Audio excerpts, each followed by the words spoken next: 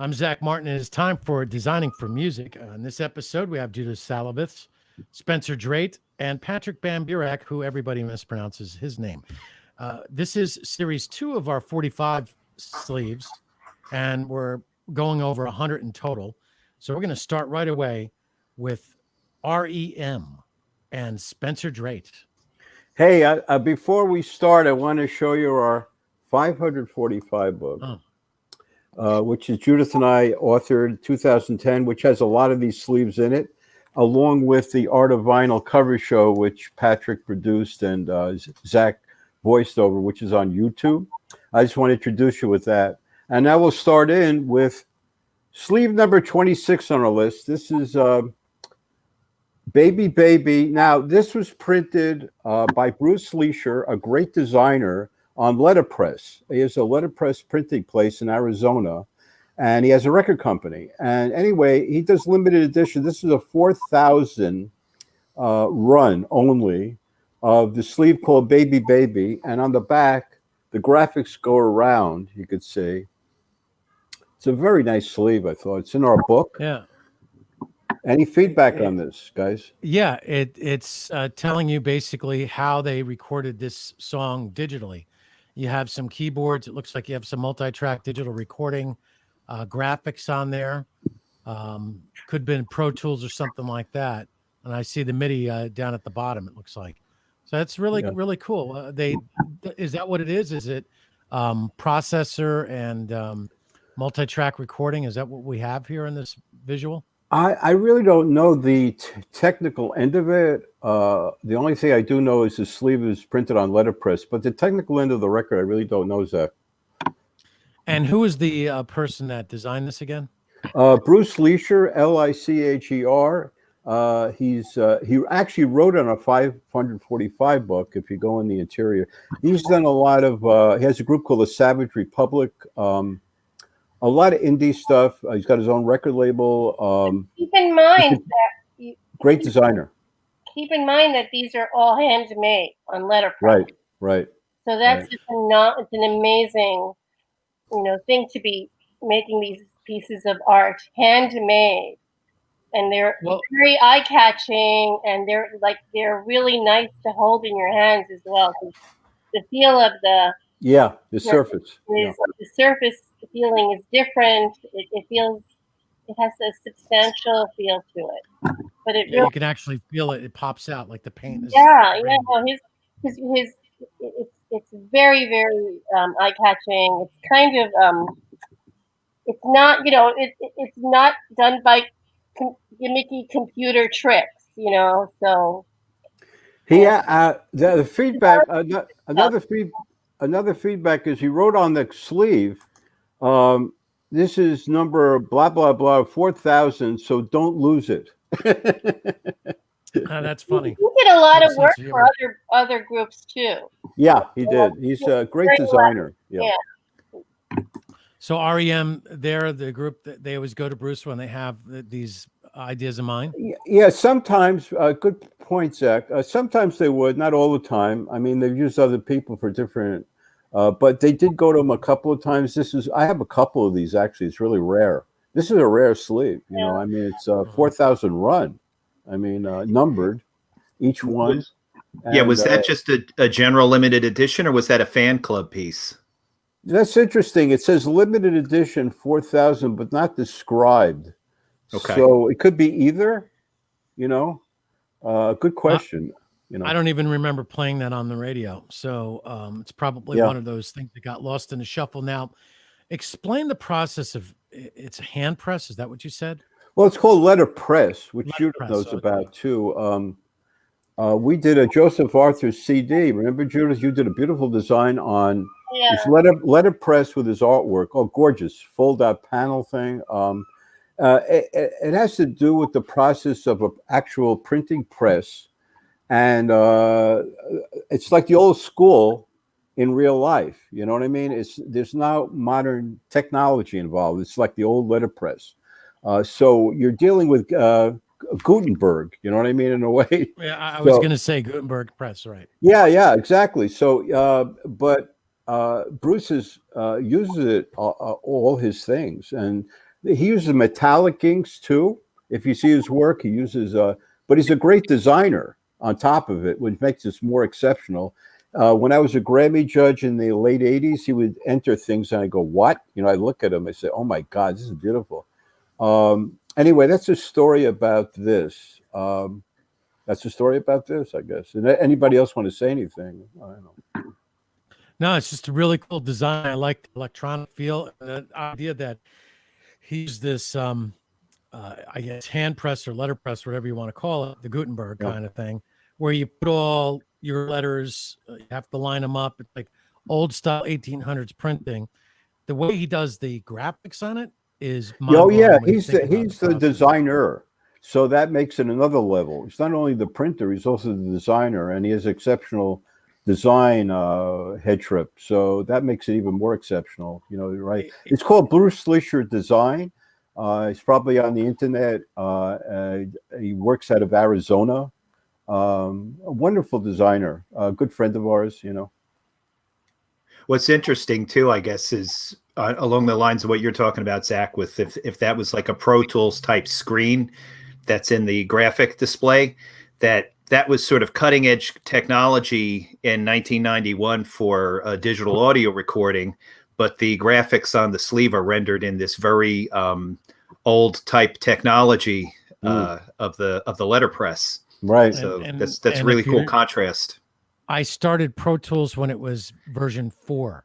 That's how long ago it was. Now they're up to some sort of like Space Trip HD plus. I lost count. So that's really incredible, where you have that old style typeset technology, a Gutenberg press, where you have to put everything together. And I don't even know how he came up with the color design. It's amazing. Yeah, and I mean, he's also using metallic inks, so we can't see. He is a very a visionary type designer, so he's kind of he's out of the norm, way out of the norm, you know, in that respect. So, but I got to tell you, I've got a number of his covers, and they're beautiful. I mean, they're all beautiful. I mean, it's just it's going through a museum, Zach. Going through a museum. Well, one of these days we'll just have an episode all about his covers. Oh, so, God, yeah, easily. Let's move on to New Order, Round and Round. Designers. So we got the same trip, almost Trevor like the Key. Album cover concept with Trevor Key and Peter Seville Associates with Trevor Key, the photographer. You know, the album cover is different, but it's same feeling with the picture in a certain way, right? No type. Yes, we had the actual LP version of that, from what I remember, and this is the sleeve. Yeah. What's the big distinction there? Well, you got two different figures. The other one had a different figurine right on the front, totally different image, but the same color treatment. That's what's interesting. It's the same color treatment. They just switched the visuals. So this is a face thing, you know, on this one. So two different visuals, same color treatment, same feeling, you know. Different visual. I have a question for Judith. What do you like about this cover sleeve? What don't you like about this sleeve? And what would you do differently? Oh, what a question. So yeah, I like this sleeve because, well, for one thing, it has no type note on it. And I've always loved any kind of image, wherever it may be, without any words to it, because I think a picture is worth 1,000 words, right? I like the color. I don't know what I would do differently because, you know, that's a trick question because, you know, it's like, why this, you know, why this image? I don't know why they chose this image. You know, the background color, maybe I changed the background color for, you know, the 45 and the 12 inch, you know, maybe that's the only difference I would do. That's interesting. That it's just eye-catching to me. Yeah, it's kind of got the feeling of Beethoven, you know. It's got the feeling of our, you know, the old century type of visual, right, Judith? Coming back into life. Why not keep looking at it to figure out what is this? Well, who is it? What is it? What is it saying to me? You know, is it representative of the music? I don't know. It says fat old guy from the 1800s. That's what it says to me. But remember, Peter Seville did the So album with Peter Gabriel, which is totally different. And just the photograph we showed with no type on the front. So he comes from a very conceptual place, a really great designer from a very different conceptual place, which is all good. He was also profiled in our Designing for Music book in 1992. He was an exceptional designer, we thought. Would you describe Trevor Key? I was reading something about there's like, what are the songs, Spencer? What are the two songs on that? We got it's Round and Round is the it's is New the Order, A Round side. and Round. Yeah. That seems Sometimes to be on it. the B-sides That's of it. these kind of records, they would have maybe an alternate A side. In other words, the same song on side Right. 2. Right. Exactly. Might have been a little bit shorter, might have been a little bit longer. You're right. One for radio play, one for not. Sometimes you put the edit on that. That's it.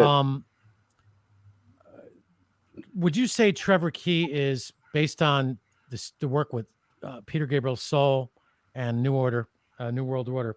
Yeah. A New Order. Would you say that he's predictable unpredictability? Like is well, the photography, I think it's a combination. You've got I think in this case you'll have Peter Seville. I believe it could have been Trevor Key, but together they put the concepts together. So I'm not sure who does what. It's a good question. Who did what? Because Trevor Key is a great photographer, and Peter Seville is putting the concept with him. So it could be just a combination of heads, like me and Judith putting something together. Seriously, it's like two designer and photographer, maybe headbutting ideas and coming up with this concept, both of them. That's what I think. I really do. I think, but it could have been Peter Seville with the concept, and then Trevor Key does the photography, and that's it. You know what I'm saying? I mean, they work together. I would probably pull one of these off. If you said, all right, we got to make this design, what photographs you have? I go, all right, let me see what I got on my phone. I can guarantee you I'd find something I can use as far as a picture that I've taken right there on my phone. Boom, put it on a sleeve. Well, listen, I got to tell you something. Good point, Zach. Judith and I did something for a group.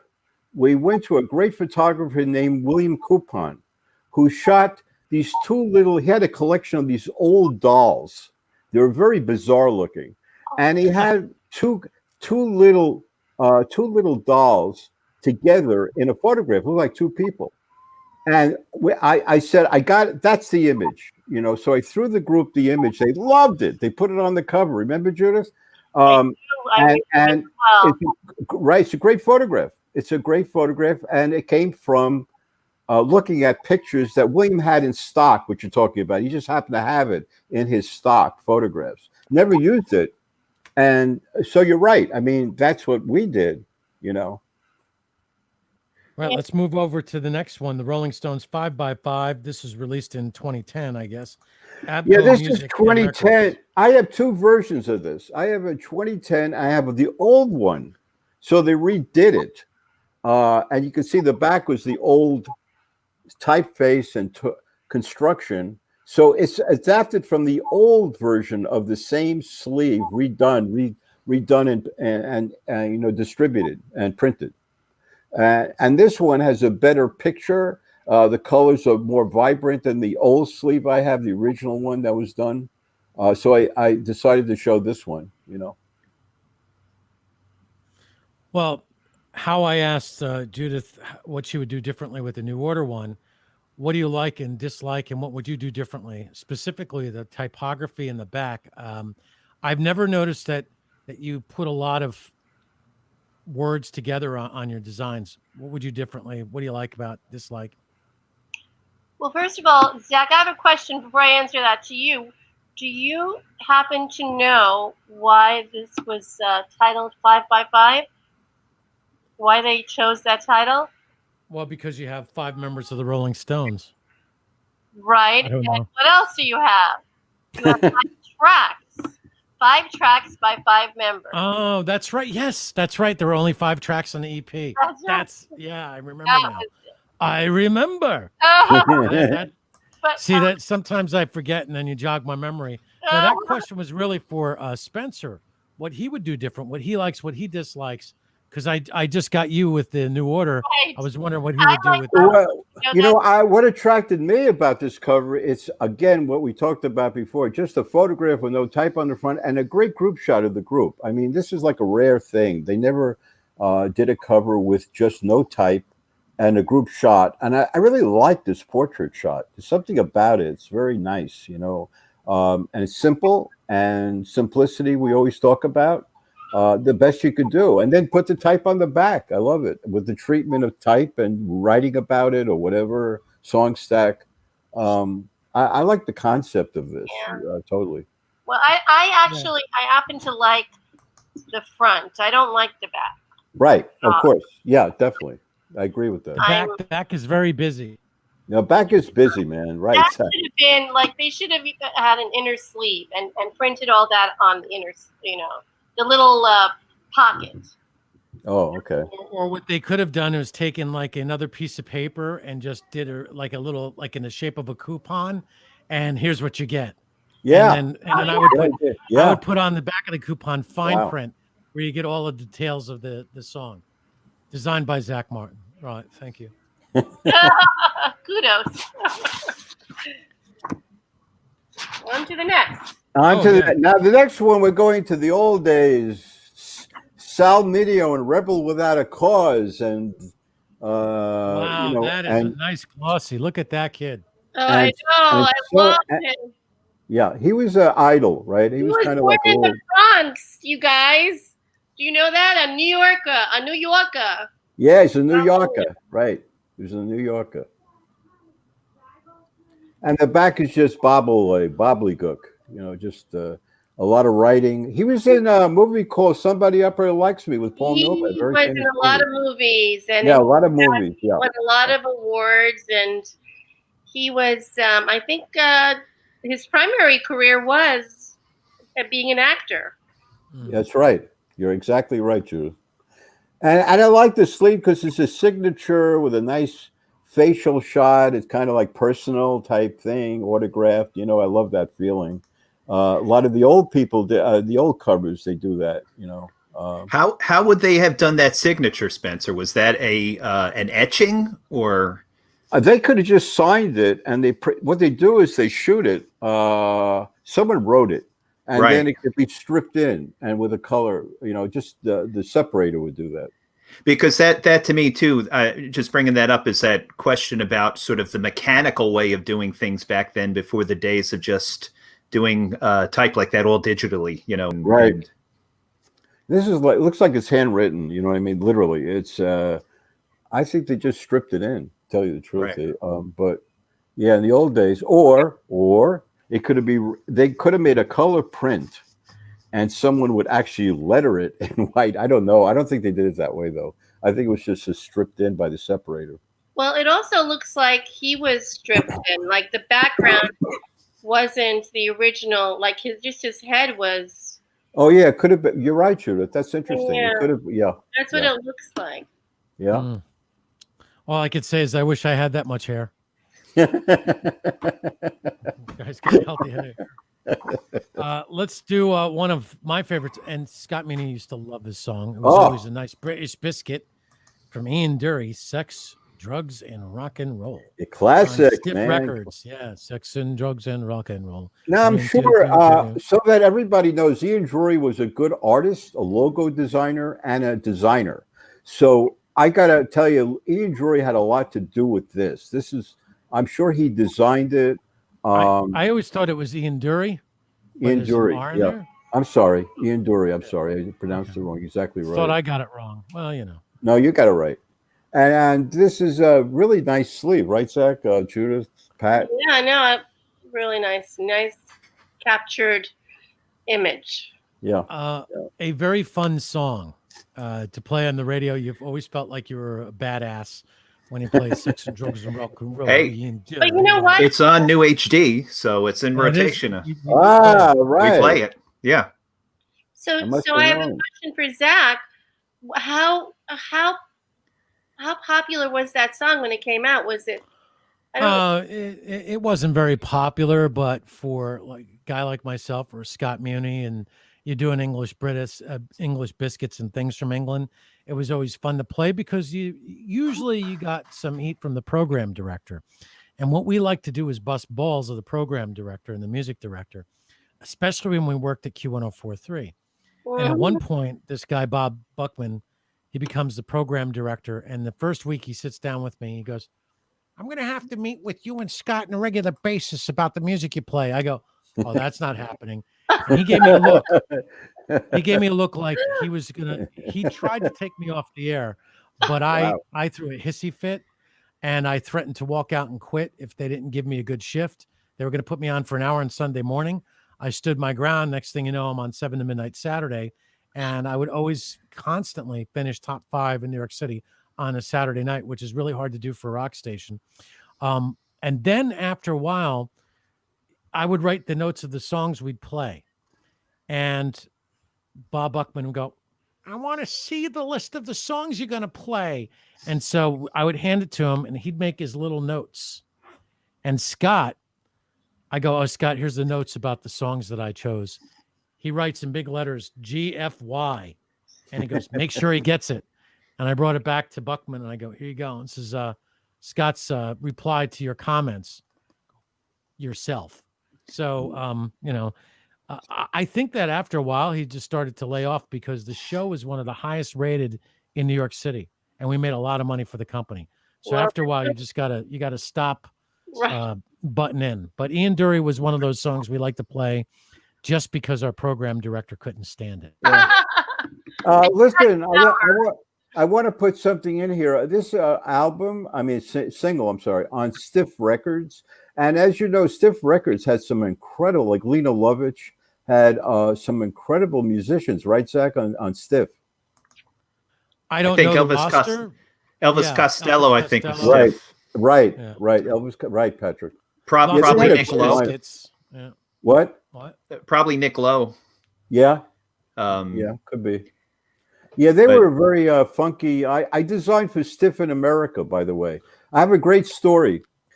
Stiff Records moved to America. They hired me as a designer. The first job, listen to this, was to cop the American Express logo and put Stiff America in it, right? You got to dig this, Zach. They went to courts. American Express went to court with it. And they lost, thank God. But I had to design something that looked like an American Express thing. Of course, it said Stiff America on it. Right.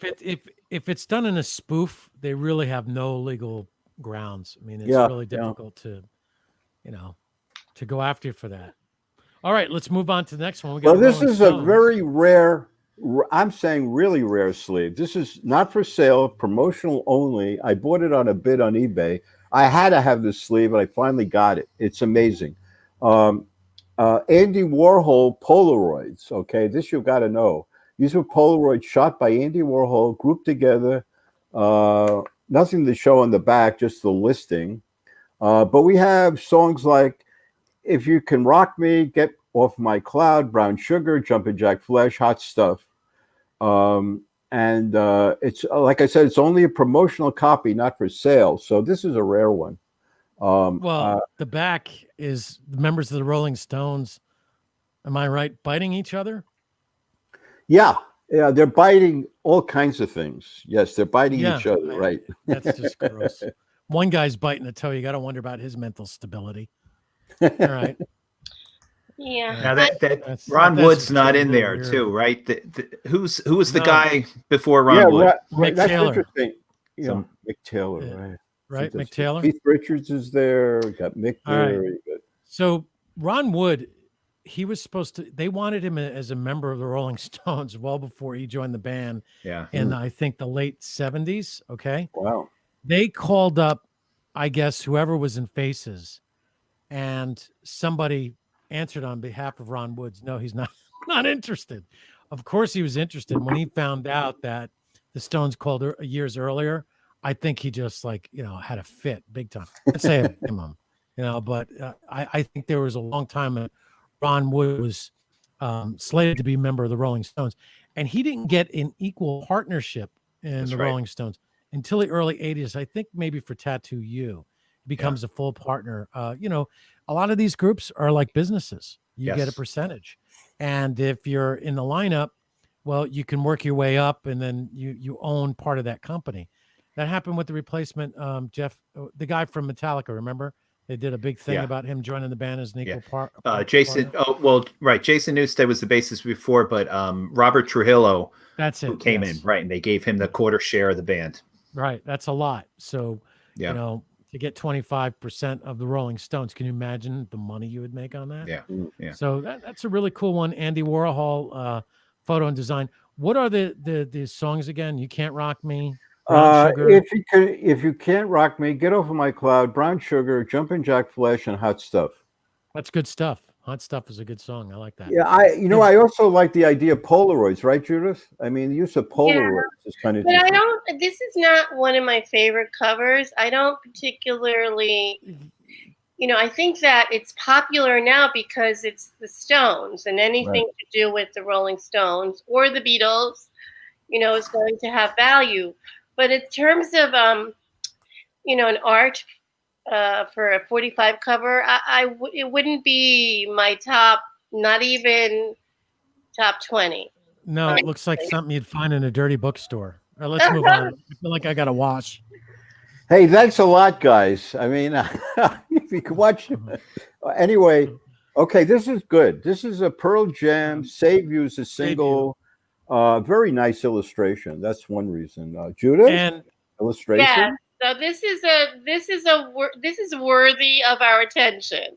Yes, right. So 180 degrees from the last one. I agree. It's on the Epic label. I don't remember. Again, this is another one of those. If it was released, let me see the release year on this. I got it right over here on my list of things. Somewhere. 2002. All right. So 2002. Wow, we got a lot of records on this list. Yeah. 2002. I don't remember the release. Can't say I remember it. And at that time, we very rarely would get anything sent to a radio station on 45 or vinyl, for that matter. And if we got anything, it was if you really wanted to be avant-garde ahead of everybody else, it was via MP3 at that time. No, usually CD. We didn't even really get into MP3s, but mainly CDs. It would come to you like one song on a CD, and they would send it to promo only. Very interesting. Do you know if that was available through the Pearl Jam 10 fan club? Well, that's interesting. I was going to say that it could have been the fan club, or it could have been that I don't know. I remember I purchased it, but I really don't know. It has the Epic logo on it, so it could have been either way on this one. I do like on the front, Judith, that the type, you see where the type is placed? Yes. That's great placement for Yes. this type of illustration, Like right? that. If you put it at the top, it would have thrown the whole thing off. Now, there was thoughts that went into that. Yeah, definitely. Spencer, question. Do they mention who the illustrator is? You know, this is one of these. Nope, not at all. Which is bad. I really agree with you. I mean, you should list the illustrator on this. I mean, come on, you know. I mean, or photography. You know what I mean? You've got to do that. I would probably, if I was the illustrator, either put my initials somewhere where you find it by accident, right? Or I'd put it in back by the mountains on the front, or I'd put it somewhere in the clouds. I wouldn't make it so obvious, but it would definitely be there so that someone would go one day, "Oh my gosh, look at this! There's a little print here. What is that?" Well, you know, you're right, because they do that. A number of illustrators will do that. Cartoon ones, like cartoon sleeves, they'll put their name somewhere in it on the bottom, written out a little bit. It's a good point, Zach. I think people should get their dues. I mean, this is a really great. It's actually selling the item, and it's a beautiful piece. And we want to know who did it, right? Like anything else. The only thing that would be an exception to the rule is if you remember the band and you just wanted to do it for fun and then leave everybody guessing. I would do something like that. All right, let's go to the next one, The Cure, In Between Days. Yeah, this is from our Art of Vinyl cover show. It is I think one of the last sleeves shown. And there's a number of options I had to buy. The Cure, they have a number of good ones, but this one I thought was very interesting. I know Judith liked this one. Yeah, I love that. And Yeah. I know that they actually had variations on, the title In Between Days. Mm-hmm. So they would, it would be written in different ways on different covers. Mm-hmm. I just love it's almost a poetic cover to me. Something, Yeah. Mm-hmm. very, Look at the back. it's a work of art and it's poetic. Even the back is like a painting, Judith. Look at the back. It's like a painting. It's lovely. Yeah, beautiful. Beautiful treatment of color. Unfortunately, but yeah, I like the fact too, the type. Look, it's almost like very raw. It's not even type. It's almost like written out. It's beautiful though, All right. Now, as we get to the next one, let me guess. Is it Iggy Pop with his shirt off by any chance? Well, Zach went the houseboat on this one. Well, he doesn't have a shirt on, that's for sure. Well, it's nice. I like that. It's funny you said that. I picked this. It's very different. It's a very different Iggy sleeve. If you watch the whole lineup of sleeves he's ever done, and it's really nice art. I thought it was very cool art, actually. It's interesting. What do you think, Judith? I thought it was a very interesting art piece, almost. Yeah, it speaks. It's definitely not what we would expect of an Iggy Pop cover. It's more like a punkish, new agey music band cover, but not. And the design is Brian Griffin. Right, Brian Griffin and Rockin' Russian. These are two. Right. I know Rockin' Russian too, and Brian Griffin. We had him in a book of ours. A great album cover designer, by the way. So they both came up with. I could see them both headbanging on this one. They're two really outrageous visual designers, and very surreal images.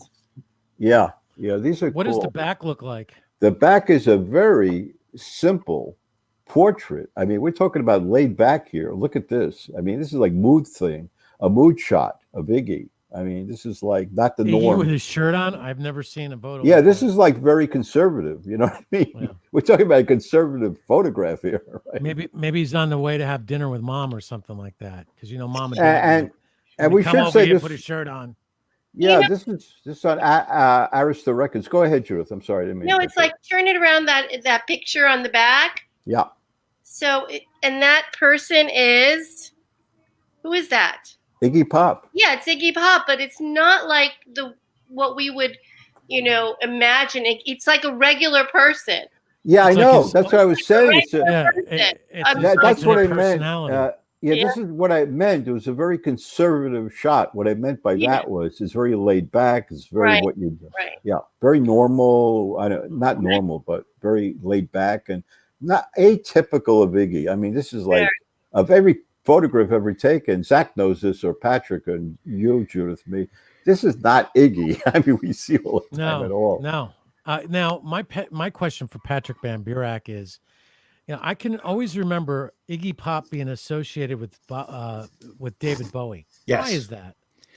Why is it, Patrick? So Iggy, Bowie was a huge fan of the Stooges, Iggy and the Stooges. And after the Stooges, Iggy was trying to find a place for himself in the music industry. And I don't think the sort of legend of Iggy Pop wielded the power then that it does today. So there was a lot of pressure from the record companies too for Iggy to conform to something marketable. He worked with Bowie. They wrote songs together. And they Bowie co-produced the Idiot album. Right. So, it was sort of like, a bit of maybe trying to find Iggy Pop as a mainstream artist in that era before, the Iggy that we know and love today could be unleashed and he could rip that shirt back off again. So I love his track Lust for Life. And then there's the Candy song. Candy with Kay Pearson from the B-52s. Love when groups Kay Pearson and put her in the lineup. REM has done it. Iggy Pop has done it. Probably a few others I'm not aware of. I just love her voice. I like her singing. She's fun. She's a fun follow on Facebook, by the way. Yeah, she is, right. She runs her campground. I want to point something out. Look at Judith. Look at the type treatment on this. This is something you would come up with because there's little things going on. Look at the eye in Iggy with the dots on left and right. Look at the mosquito on the bottom with it's kind of off center, the red with the black. Yeah. The way it's constructed is very design wise, I would call it. You know, it was really done. If you look at the sleeve, it's a really well designed sleeve in different areas, you know, visually and just with everything, color, whatever. When you're judging for the Grammys and you look at album covers per se, or even when you're thinking about these 45 sleeves, do you have some sort of criteria in mind of 4 or 5 things that must be to make it great? Well, this is a good point. I could tell you what the criteria is, and this goes for every Grammy judge. We have to consider everything. So if you have a great cover, you have a great inner sleeve, but the record, even the label isn't that great, or the record is just blah, that's out. You have to have all the components. CD packaging, the same thing. Everything, the disc art, the booklet and the cover, whatever, and how it's formulated, whether it's a booklet or it's a tray card, whatever. It's got to be all integrated as great design, okay? There's not one thing that can't be off the market there, off the charts. So you could have 3 out of 4, you're gone. It's so strict, it's unbelievable. And I like that. What about the wrapping? What about the wrapping? Is if you would buy it from the store and you always had that protective cover, does that come into play? Because I've always looked at that as you don't want to there's different things going on here. We judge the box sets, we judge CDs, and we judge vinyl. So you have all different components. It's a good area you're talking about. Now, some things came in sheath cases, like there were albums in a sheath case, which So that sheath case had to be really good too. If it was just average, forget about it. It's out. The albums could be gorgeous. If that sheath case is not good, it's out. So it's very strict. I'm saying all parts. If you could just understand what I'm saying, all parts of the package must be beautiful. And at the end, you usually see that the winner or the top 5 are really, really well done. I mean, when we got to 25, we were really good. I mean, the top 20, don't forget, it's the whole year. It's the whole year. So 25, when you got there, you're lucky. Judith and I got there with the Velvet, but it didn't go farther than that. But still, it doesn't matter. You get to 10, then you get to 5, and that's it, the 5. And I got to tell you, it is really not easy and very picayune.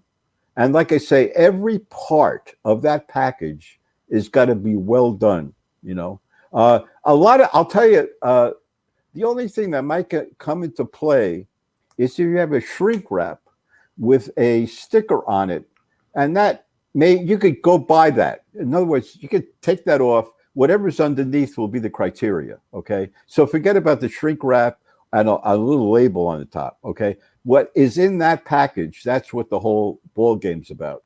So, but it is very strict. We're very strict with typography. Zach Spencer is talking about a contest. How you would judge. I don't know if your question was related to a contest judging, as opposed to the way that Spencer and I judge, for example, making vinyl. No, what's going to go into our books? How do we judge that? Yeah. And that's different. We base, different criteria for that. We not the same as, for a Grammy or right. Other more professional kinds of contests that. But to make a point that you're just saying, it has to be good though. I mean, whatever we're putting in a book, because we're displaying the best. We judge on different criteria when we put. Yeah, I mean, when we put the designing music book together with a profile of John Posh and John Berg, those are great covers. Those are great. Yeah.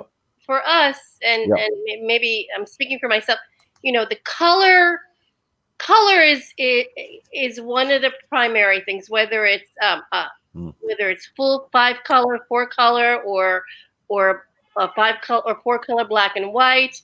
Color speaks to me. Art, what kind of an art do we have on the cover?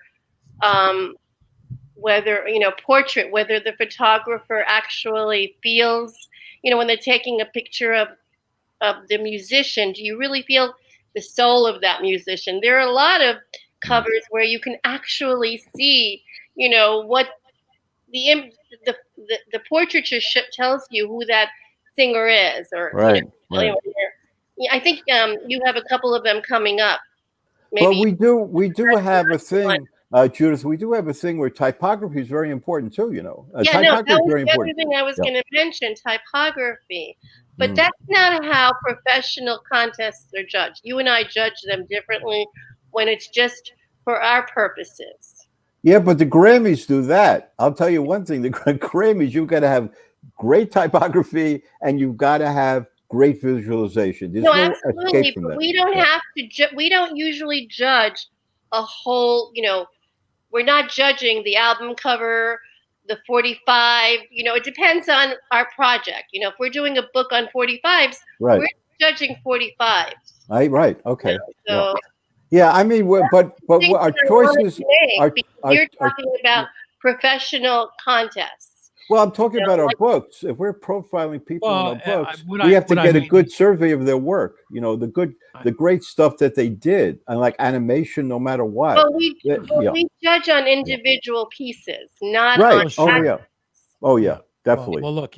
That's true. I hope I brought that up too. We got to move on because we're going. We're a little bit behind schedule. And now we get into the Rattlers, which Joey Ramone is on. The Rattlers. And now this is not going to win a Grammy. It's not going to win a Grammy, but I like the illustration. It's kind of raucous. And Joey Ramone. Look how they printed this. They print, you turn it over and you have to shift it again. Yeah, you have to shift it. But Joey's on this on the beach. He does it. But I like the cover. It's kind of off the beat, and it's really interesting in that you have in the background, if you're not watching and you're listening, you have what looks like a nuclear power plant. Right. And as a result, you have a crazy looking fish who's eating a beachgoer. I'll put it that way just to be nice. And coming out of the ocean. And you got the Rattlers like boom, bam, bip, like you would see on Batman. Right? That's one of those kind of things. That's really cool. that band, by the way, you had mentioned Spencer, Joey Ramone. It was formed by it started with his brother started. Right, Mickey Lee. Mickey Lee started the band. Yeah, you're right. I mean, Joey Ramone was on it, but that was right, Mickey. It wasn't his band. It was. I gotta send this interview to Mickey, by the way, everybody. Yeah. I'm gonna send this to Mickey. Yeah, he'll love it. How many show of hands? How many people get a little bit confused or lose the number of Ramones that were in the lineup? Can't keep them straight. You got a lot of them. New ones coming up every day. Yeah, we're finding all. So the next, this is a group called Vetiver. Got a single called "Hey Doll Baby," A side, "Miles Apart," B. Illustration. Judith and I picked it for a 45 book. Yeah, we just love it. There's nothing more to say. Just look at that. It's beautiful. It's lovely. It's a nice. It looks like a watercolor kind of design. Yeah. With various shades of gray and black, and it's basically this just makes you feel like macaroni and cheese for the brain, because it reminds you, especially Judith, might remind you of being a teenage girl in your room, listening to your records and looking at that Paul McCartney photo on the wall, and the Beatles poster, and looking at the record. Right, that's you hit the nail on the head. And the illustrations by Nathaniel Russell. That's the name of the artist, Nathaniel Russell. If anybody wants to know. All right, let's move on to the next one. Next one's a classic. You're gonna love this one. This is the first David Bowie 7-inch. I bid on this. I won it. I was so happy. Wow, that is really awesome. I think that's a valuable cover, Spencer. It is. It's mint condition too, guys, and not much to talk about. But the front, I mean, there's David and Davy Jones and the lower third. That was his real name, David Jones. Yeah, right. He had to change it because of he had to change it because of Davy Jones of the Monkees. Oh, so that's why that happened. But there's a classic video where they're talking about long hair, and David Bowie's sitting there, and he's got his even longer than that, and he's smoking, and he's like, basically the gist of it, I'm not a sissy because I have long hair. It's our cult. He goes, why, the long hair is so important to him.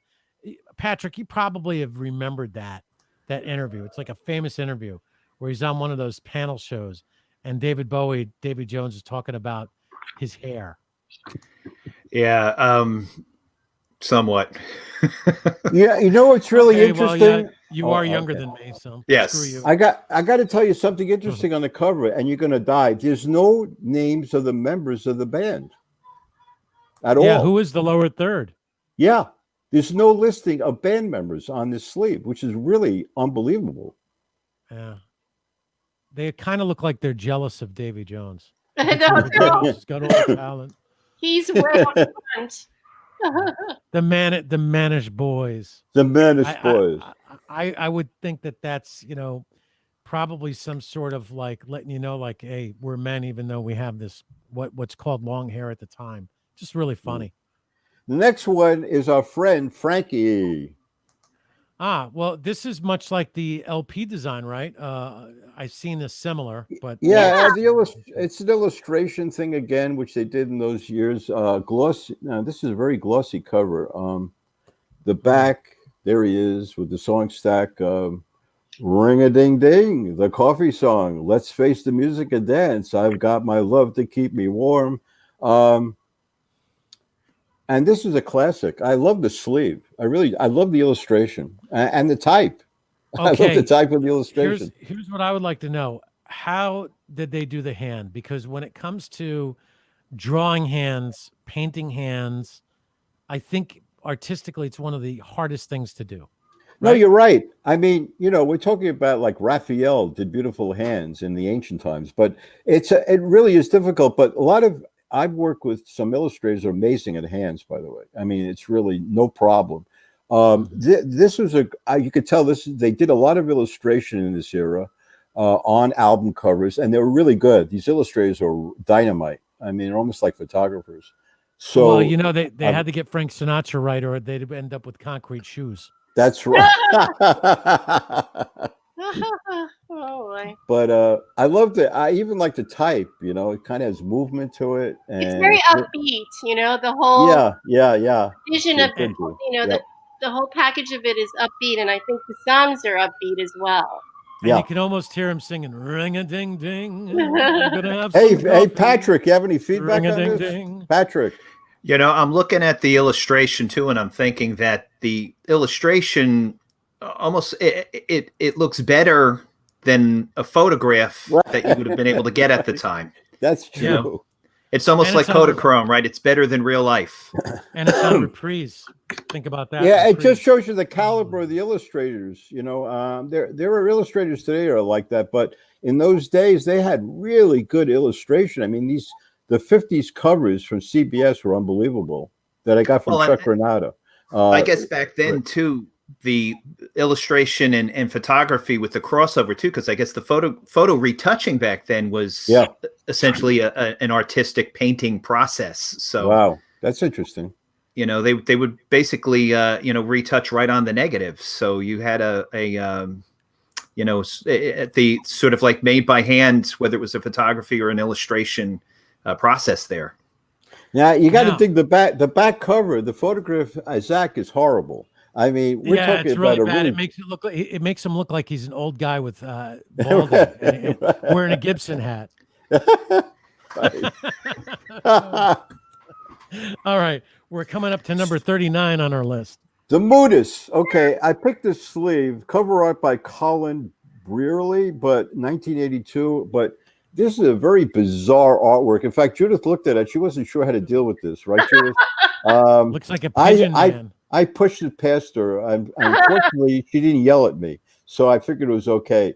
But it's a very bizarre picture, illustration. I'm sorry. So, but I love the illustration. I think it's so far out. It's so off the chart. All right, let's go to the Beatles. Now, this one I know Judith really likes. And the Netherlands, printed in the Netherlands, okay, to start things off.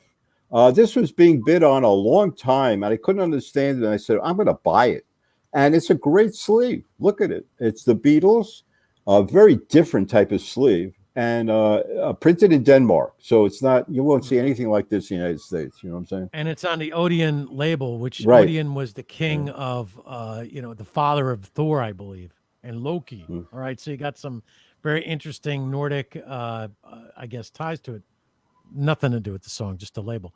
But yesterday, and Act Naturally on the B side, I don't think yesterday was the A side. It went to number 1, started out as scrambled eggs. Look at me. I'm Polish. I'm going to take scrambled eggs and make it into a hit. Yeah, look at me. I'm so great. Act Naturally, I believe, is a country sounding song where Ringo does the lead. Yeah, that's Ringo. Yeah, Ringo sings the lead on that. Yeah.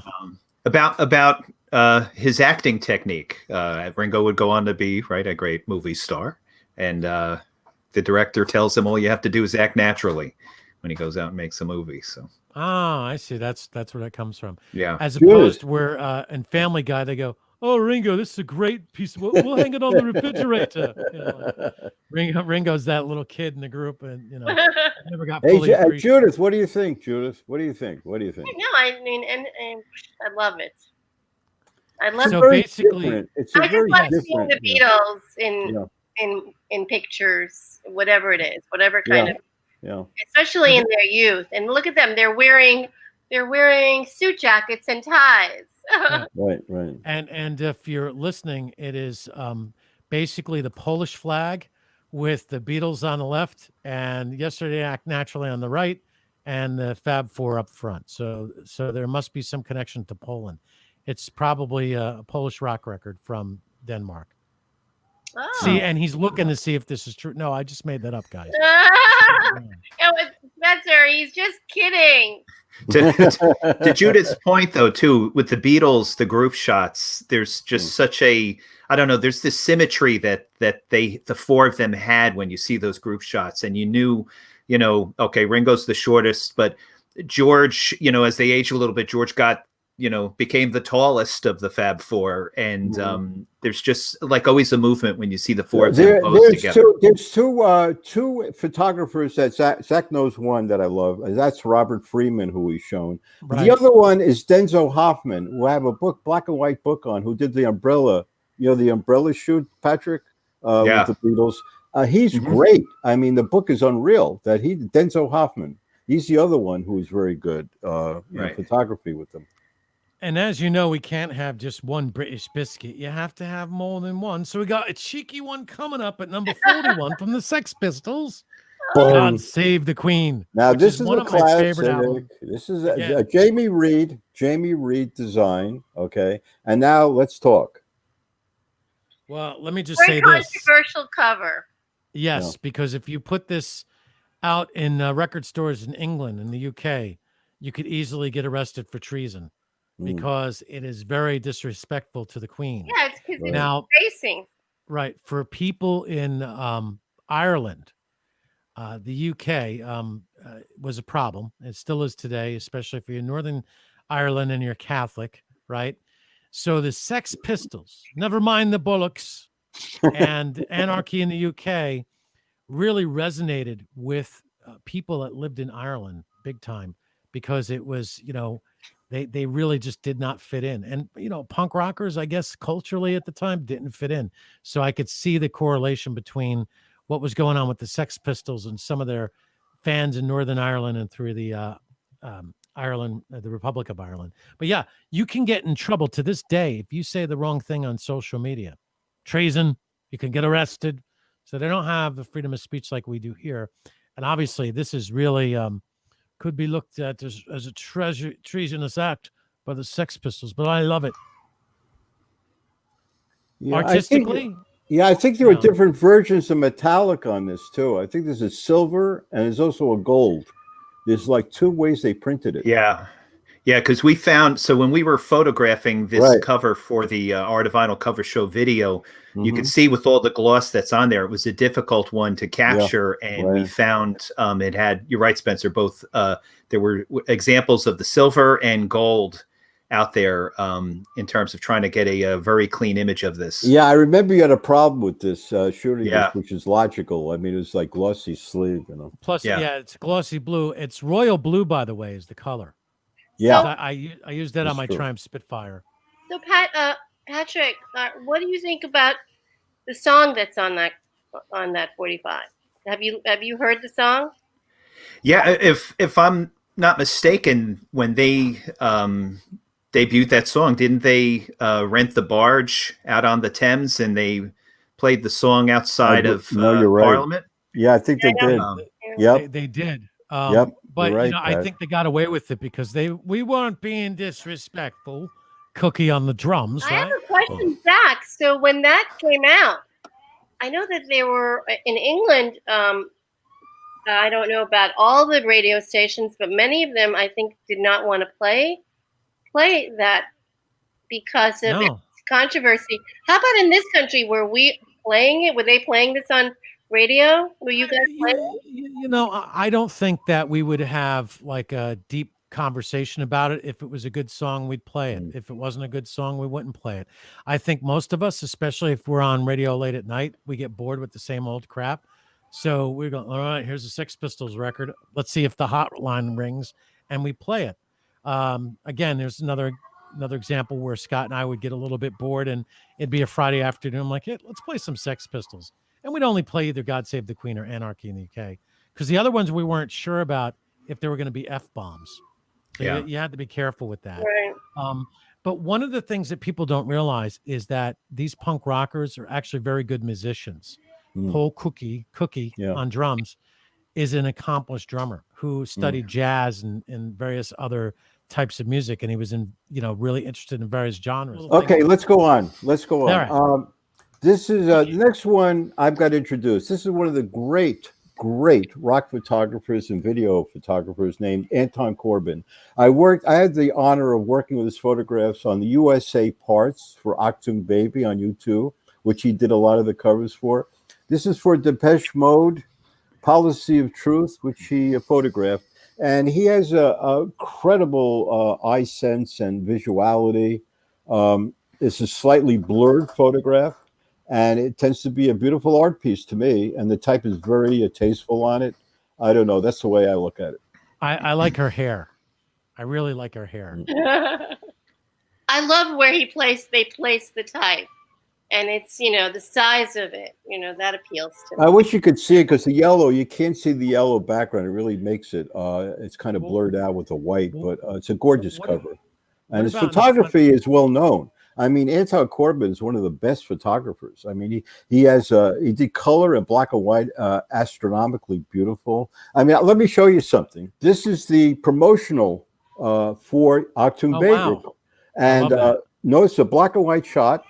It's a rare thing. I got it because I worked on it, but it's it's just promotional, sent out, very limited edition. And Corbijn color, black and white, unbelievable. It's like you fold it out, you get beautiful shots of you two. His portrait, his photography is incredible. I mean, he's just beyond words for me. So I do remember getting that as a promo at a radio station. It was I think 98 Rock in Baltimore. So the next one is Style Rouge designed this 1991 single is There's No Other Way. The baby, which is adapted from the cover, the graphics kind of, but I love the blur, the B over the I of the baby and the simple type solution. And it was a whole logo for them. Anyway, I remember playing that one on the air. Blur, There's No Other Way. I love the little baby, by the way. If you want to make me happy, I probably rather hang out with little babies because they're just pure, they're cute, But I remember playing that on a station called HTG 106.3 HTG, and it was an alternative station in Eatontown, New Jersey, where we broadcasted out of this dilapidated house where the owner lived on the premise. And if you, as you sat on the air, she had a milk carton with a cushion on it. And one night I was broadcasting there, and it was really hurting my ass. So I took the chair from behind the desk and put it behind the console where I was broadcasting from. She comes out in her slippers and robe, and she's getting mad at me for moving the chair around. And I said to her, look, lady, I go, I don't make a lot of money here, and I'm not sitting on some crate with this cushion. It's killing my ass. I'll put the chair back when I'm done. She starts to cry. I'm like, oh gosh. Well, good soul. One of the great stations in the New Jersey area that played alternative music. Patrick Bamburak is well aware of it. And there were a few famous people that came out of there. Me and I would say Matt Pinfield. Pinfield. Matt is a very good friend of mine. He came out with a great book. He was on our radio show. Matt Pinfield is one of the classic storytellers. You know about him, Zach. I mean, he's just unbelievable life in music. I'm glad you mentioned him. Yeah. So let's move on. Next one. London Calling. Great illustration. The Clash. Great illustration.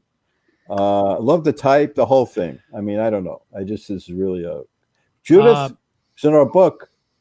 Yeah, no, love it. It's the illustration speaks for itself. Yeah. Well, yeah, you got two teenagers listening to their records at home. It doesn't get Look at the more back. Even the back's kind of cool. I like the back. You know, artwork. Armageddon time. Yeah. But love this cover. Very strong. That's one of my favorite songs to play on the radio. The Clash, London Calling. I just love that song. Yeah, it's a great song. Absolutely fantastic. Should I stay and should I stay or should I go? It's a fantastic party song.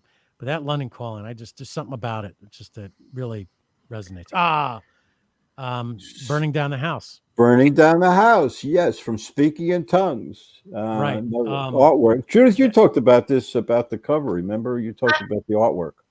I just love it. I don't know what to say about it other than it's well, this is interesting art. But sorry. It's pivotal for me because here's where now I'm old enough to drive. I'm in college and I bought it on cassette. Burning Down the House probably was that one song in the early 80s, 83, I guess, maybe 83, 84. That and Electric Avenue by Eddie Grant that really resonated with me. I could still remember listening to it first time. I got that Speaking in Tongues on cassette.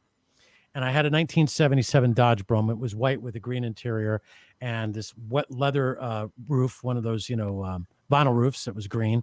And I'm driving in Middletown, New Jersey, right by Mater Dei, which is a high school, right near this Baptist church. I think it's the First Baptist Church in Middletown. And we're listening to it. My mom's sitting next to me. She goes, "You like this?" I go, "Love it." She goes, "Me too." And, it's just one of those things where, and she kind of laughed because it's kind of a funny song. It sounds funny. It makes kids laugh too. It's one of those kind of treats, right? Musical treats.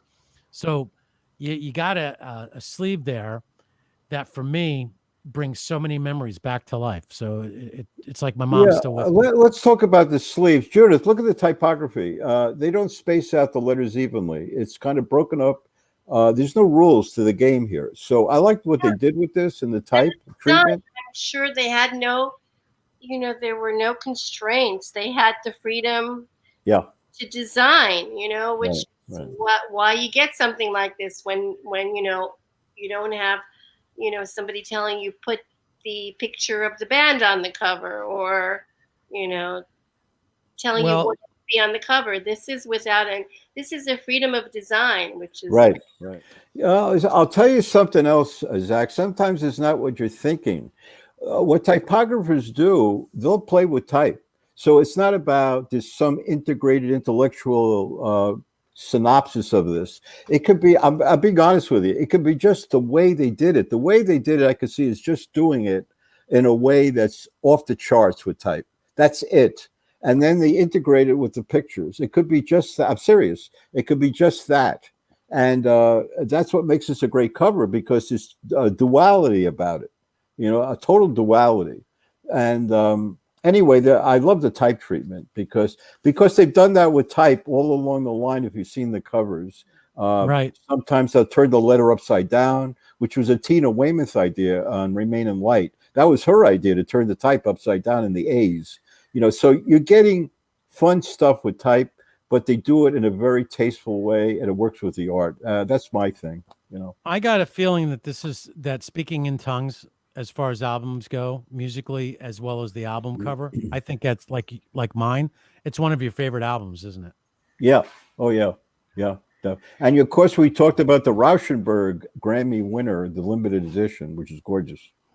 That's cool. So now we're on Discordia. And now we're into, this is a cover I bought. I don't care what the hell. It was like the picture of this cover, Judith, Zach and Patrick, I just bought for the artwork. I saw this and I forget about it. I got to buy this. This is unreal. I mean, it's a great cover.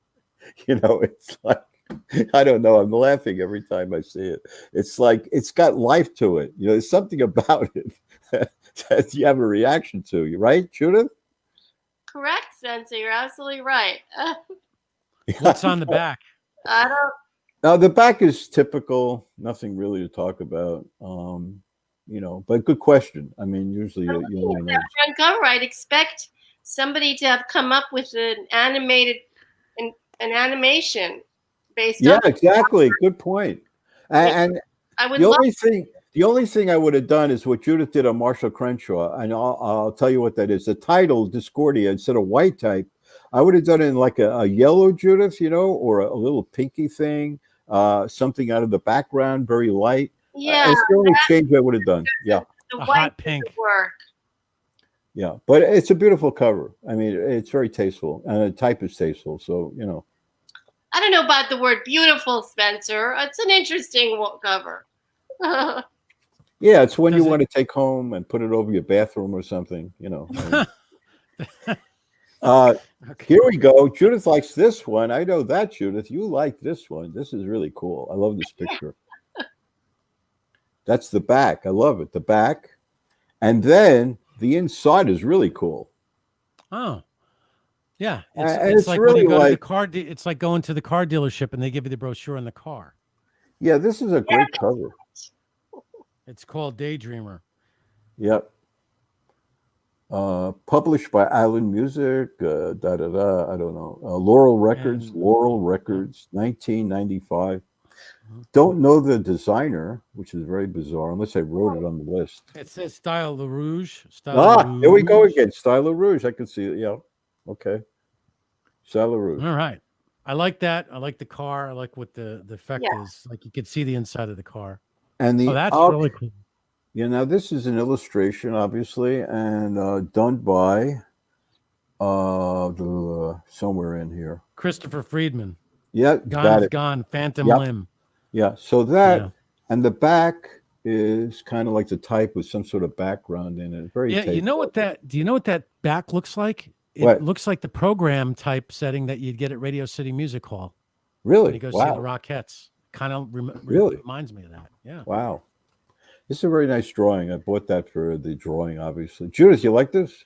Very nice. Yeah. Not much. There's not much I can say about it. I do like the colors. Yeah. The fact that I'm seeing black and red, right? And white. Yeah, you're seeing right. Is that a three-color job? That's a 4-color job because you got red and black colors. You got colors in the background too. Okay. So it's got to be a 4-color job. It's a 4-color. All right, we're going to 49. This is a really great illustrator. Wow, one of the most famous illustrators on Sub Pop. I had to get this cover. I mean, this Charles Burns. Yeah, Charles Burns, very famous, by the way. And the back, I love the back. Oh, wow, look at that. Isn't that great? Comic book. Yeah, exactly. Exactly, Zach. See, and what I like about the back, there's less. You see, less is more. You get that little type over there, and you could figure it out. Isn't that Miss Fendero? Anyway, the back could be a front. Yeah, another point. I wonder at what point we'll have 45s or in the sleeve where I'll go for more information. Go to blah blah blah.com and get more information on the song. neat idea. Hmm. So now we right. go to somber as we end our list here. Judith, This you is like the this worst cover. case scenario. Yeah, this is. They gotta laugh at this. This is one of the greatest. I love this cover. It's so off the wall, right, Judith? I mean, come on. Yeah. Yeah. Well, what you have is a What do we have? Latin. Well, you have a Latin rite altar boy who Mm. is holding the crucifix, and it looks like he's in front of the altar, and he's carrying some flowers, and then, the skull, it represents death, but in the Christian symbology, I guess is the proper word. It really makes it points to, you know, we're more than just human beings. Mm. And then you have the halo over the kid. It's interesting in that, like, what made him decide to do that? I mean, that's a very interesting photo. I'd like to get the historic background on it. Like, who's the figure? Yeah. By the way, this is not a photograph. This is an illustration, which is it's like a realistic type illustration. You know what I'm saying? So, but it's really interesting, Zach. Your points are well taken. This is a very bizarre illustration. You know, it's like, And it's interesting how the cover is so intricate, and yet you turn it around, Spencer, and it's and like, simple on the backside. yeah, Maybe studies in pessimism. I don't want to hit them anymore. That's great. What a freaky that's definitely the worst case scenario. Now, it's interesting because, it's another example of how you can look at something. We all see something different. We all pick up on something different. And, when I look at that, believe it or not, I can almost smell the incense in the room. Isn't that strange? Does that cover offend you at all, Zach? No. I find it very interesting. Mhm. I'm not offended. I just find it interesting. It's like one of those, like, it's a hodgepodge. I don't know how did it get there and why? I mean, those are all good questions. I would actually like to spend some time with the person who designed that and just figure it out, because there's a lot going on there. now that's it. Zach, yeah, they don't put the illustrator's name on it. No. How about the songs on that, Spencer? Let's look at the songs again. They're funny. Oh yeah, studies turn in it around. pessimism. Studies in pessimism. I don't want to hit you anymore. The B-side, dry material and metronomes. Metronome. That's just weird. Well, it looks like we lost Judith. But We lost anyway, Judith. Okay. Great episode once again. This was action-packed. We have, how many more do we have? We got two more. We got we went through 45s, 26 to 50. The next one we cover 51 through 75, and the final one 76 to 100. We'll have Fantastic.